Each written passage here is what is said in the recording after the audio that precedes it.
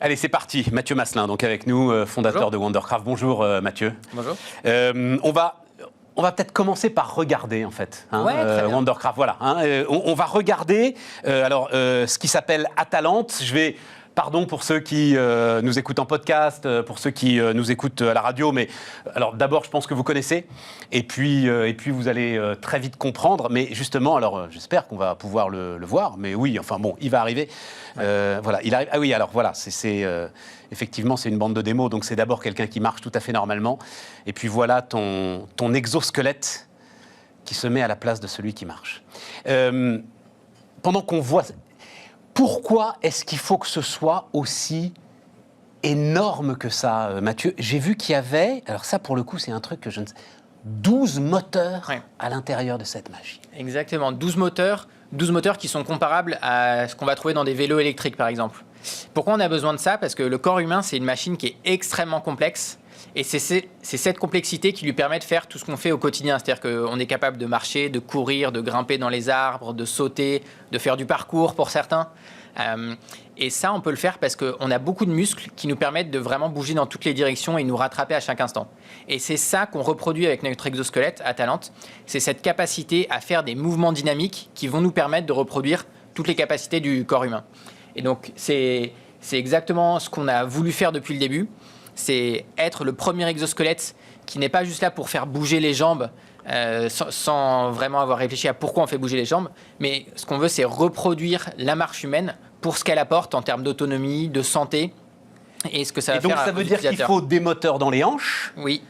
Indépendant des moteurs qui sont dans les genoux, oui. Indépendant des moteurs qui sont dans les chevilles. Exactement. En fait, c'est exactement ça. C'est ce que vous venez de décrire là, c'est notre architecture. C'est au niveau des hanches pour faire tous les mouvements, pour pouvoir écarter la jambe, la lever. Au niveau des genoux pour pouvoir accélérer. Et au niveau des chevilles pour pouvoir, entre autres, gérer l'équilibre et la direction. Et donc, il faut qu'on ait des algorithmes qui pilotent tous ces moteurs, parce qu'il y a deux jambes, hein, évidemment.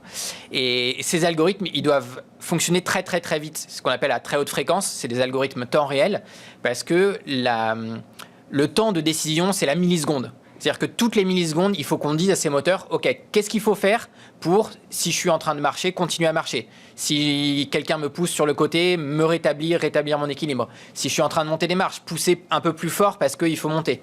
Et ça, c'est le savoir-faire qu'on a développé chez Wondercraft. Et aujourd'hui, on est capable de faire tout ce que je viens de décrire. Celui qu'on voit là, donc, qui lance un ballon de basket dans un panier, donc il est paraplégique. Ouais, c'est bon. Kevin.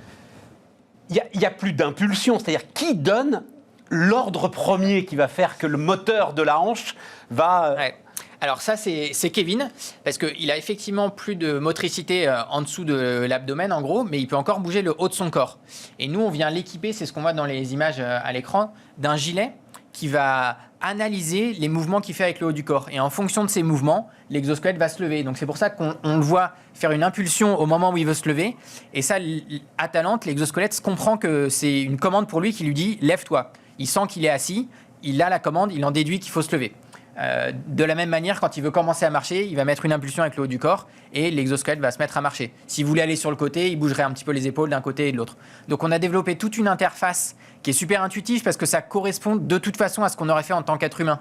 Alors peut-être de manière un petit peu plus marquée pour la marche, mais par exemple quand vous voulez vous lever, vous faites exactement ça, une grande impulsion vers l'avant parce que vous créez la dynamique qui vous envoie vers l'avant et ensuite vous vous relevez. Et donc lui, Kevin, il a appris finalement à marcher avec Atalante ou... En fait, il fait ce qu'il faisait quand il avait des jambes et Atalante le suit comme des jambes pouvaient le suivre. Il a appris, mais c'est un apprentissage qui prend de l'ordre de 10-15 minutes. C'est-à-dire que quand on a rencontré Kevin, c'était dans le cadre d'une compétition qui s'appelle le Cibathlon, qui sont un peu les JO des exosquelettes. Et on cherchait un pilote pour représenter Wondercraft à cette compétition. On l'a fait monter dans l'exosquelette, il s'est mis dedans, il s'est levé instantanément, il a commencé à marcher dès le début. Donc en fait, l'apprentissage est très rapide. Après, pour maîtriser parfaitement, effectivement, on s'améliore au fil du temps parce qu'on comprend mieux comment la machine va réagir et puis on arrive à mieux fonctionner avec elle. Mais marcher avec Atalante, c'est quelque chose qui se fait le premier jour où on rentre dans Atalante. Et tout ça, c'est c'est quoi? C'est 8 ans de boulot? Ouais, on a commencé en fin 2012. Alors, c'est vrai qu'à l'époque, en fait, on a commencé, on n'avait rien. Donc, on est parti vraiment de zéro. Et quand on a commencé, beaucoup de gens nous ont dit, c'est pas possible, en fait. Déjà, faire marcher des robots, les plus grands labos de robotique s'y sont cassés les dents.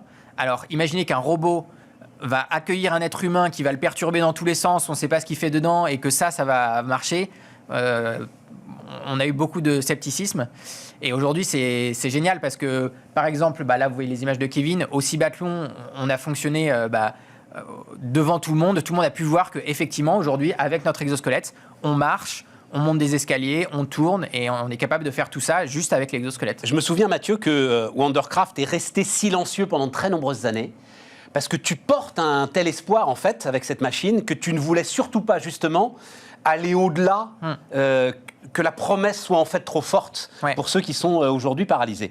Aujourd'hui encore, il faut être clair. Moi, je vois bien dans tout ce que tu communiques et ce que vous communiquez, je trouve ça très bien, aujourd'hui, c'est pour améliorer la rééducation. Ouais. Il n'est pas question de sortir dans la rue avec Atalante. Non, il n'est pas question de sortir dans la rue avec Atalante, mais on sait que c'est faisable. Et c'est ça qui a changé un petit peu dans les derniers 6-12 mois. C'est qu'aujourd'hui, on sait, parce qu'on a pu le tester chez nous, que c'est faisable. On est capable de gérer l'environnement réel. Le Cibathlon, c'était un bon exemple de ça. On était obligé de fonctionner sans aucune des mesures de sécurité qu'on peut avoir en centre de soins. C'est compétition entre les différents exosquelettes. Voilà. C'est ça, c'est un peu c'est les JO de toutes les équipes de recherche, etc. Même certains industriels quand ils veulent se confronter aux équipes de recherche. Et en fait, on voit qu'on est capable de gérer l'environnement urbain. Alors, ça ne veut pas dire qu'on a le produit pour et qu'il est disponible aujourd'hui, mais ça veut dire que aujourd'hui, on sait qu'on va réussir, en fait. C'est juste une question de temps. Est-ce que ce sera 2, 3, 4 ans avant que ça puisse devenir mainstream? Avec une machinerie qui sera aussi lourde que celle-là? Non, avec une machinerie qui sera beaucoup plus légère et beaucoup plus intégrée, on va dire. Aujourd'hui, ce sur quoi on travaille, c'est une nouvelle plateforme qui, justement, sera beaucoup plus compacte, beaucoup moins visible, on va dire, beaucoup moins encombrante et qui permettra de se déplacer un peu partout. Mais quand je lis améliorer la rééducation, Kevin, donc là, par exemple, lui ne marchera plus jamais sans a priori, non, sauf s'il y a des améliorations. Voilà, incroyables. Donc, ça veut dire que c'est pour ceux qui peuvent encore avoir récupéré? Pas que, en fait. Et c'est ça qui est super excitant en ce moment, c'est qu'on a commencé la commercialisation d'Atalante assez récemment, fin 2019. Et depuis fin 2019, il y a des équipes médicales, souvent celles qui sont le plus en avance, qui sont vraiment au forefront de la recherche, qui utilisent Atalante dans leur pratique clinique, au quotidien, pour traiter leurs patients. Et en fait, ils voient ce que nous, on ne peut pas savoir forcément en tant qu'ingénieur. Alors nous, on a des médecins dans l'équipe, etc., mais on n'est pas avec les patients au quotidien. Eux, ce qu'ils voient, c'est que ça peut être utile dans beaucoup de cas de figure. Et même pour des patients comme Kevin, par exemple, rien que le fait de se reverticaliser, ça a un impact important, très important sur leur santé. Et donc, par exemple... Sur tout le métabolisme. Exactement. En fait, on discutait avec un professeur de médecine de la PHP, professeur Graciès, qui est quelqu'un de vraiment visionnaire aussi. Et ce qu'il explique, c'est que tous les tissus du corps humain s'altèrent quand on est en position horizontale prolongée. Et donc, c'est très important de remobiliser les gens, de les redresser, de les reverticaliser, de leur faire des choses debout.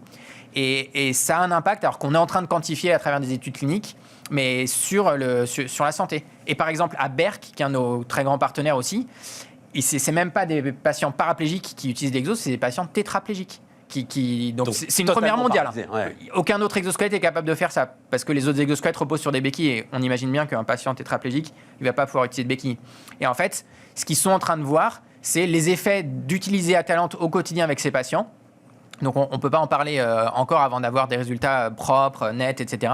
Mais eux, ils voient un intérêt certain. Et donc là, alors, ce Nobel-là, le prix Galien. Voilà, le prix Galien. Donc, association avec un laboratoire américain, c'est ça? Exactement. En fait, aujourd'hui, on est en train de s'ouvrir aux États-Unis, c'est-à-dire qu'on a l'autorisation de commercialiser notre exosquelette en Europe. C'est ce qu'on appelle le marquage CE dans le jargon. Et on a besoin de la même autorisation aux États-Unis par l'agence dont tout le monde parle en ce moment à cause de la crise Covid, la FDA. Donc c'est vraiment le sésame pour entrer sur le marché américain.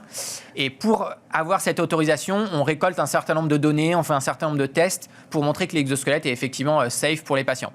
Et donc pour ça, on s'est associé avec un des plus prestigieux laboratoires aux États-Unis sur les aspects cliniques de la marche, qui s'appelle le Shirley Ryan Institute. Et cette association a été primée au prix Galien. Le prix Galien, c'est effectivement un peu le Nobel du médicament. Et ça, Enfin, de la medtech, pas du médicament. de la medtech. Bah, ils ont une partie sur le médicament quand même. Paris médicaments aussi, Ouais, d'accord. il y a vraiment toute la santé. Après, nous, on concourait effectivement dans la partie medtech, Ouais. et notamment dans la partie meilleure collaboration entre une boîte française et une institution américaine. Et moi, j'ai parlé avec des membres du jury. Alors, le jury, c'était vraiment du très très lourd, entre guillemets. C'est-à-dire que c'était des CEO de Pfizer, GSK, des gens de la fondation Bill et Melinda Gates. Enfin, c'est vraiment des gens... Top Gun. Ouais, des Top Gun, ouais. Et eux, ce qu'ils disaient, c'est ce pourquoi ça a été choisi Wondercraft, c'est vraiment l'impact que ça peut avoir au quotidien sur un nombre incroyable de gens et pour lesquels aujourd'hui il n'y a pas de solution en fait. Vous prenez Kevin, si Kevin il veut passer beaucoup de temps debout, aujourd'hui il n'a pas de solution. Ouais, alors, il nous reste 1 minute. Je t'avais peut-être déjà posé la question et j'ai oublié la réponse. Ce que je trouve dingue, c'est une équipe d'ingénieurs il y a 8 ans. Pourquoi se lancer le plus grand des défis? C'est-à-dire, il y a ça et puis il y a aller sur Mars, quoi, en fait, globalement. Hein. On l'a bien compris comme défi. C'était quoi ton moteur? Un truc familial?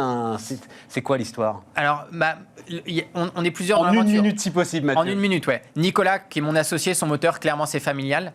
Moi, mon moteur, c'était de me dire, je veux quelque chose qui soit à la fois complexe, parce que intellectuellement, c'est vraiment super stimulant. C'est tellement sympa de résoudre des challenges qui sont vraiment compliqués. Mais pas pour rien, en fait. Pas un challenge pour le challenge. Un challenge qui a un intérêt pour le plus grand nombre. Et cette combinaison des deux, c'est ce qui fait vraiment la culture et l'ADN de Wondercraft. Et ça porte ensuite. Hein. Ouais. C'est ça. En fait, Ça quand fait on une voit qu'on puissance que rien progresse, n'arrête. qu'on arrive de plus en plus à faire des choses qui, il y a 1 an, n'étaient pas possibles. En fait, quand on regarde en arrière, on se dit, il y a 1 an, c'était nul ce qu'on faisait, en fait, quand on regarde où on en est aujourd'hui.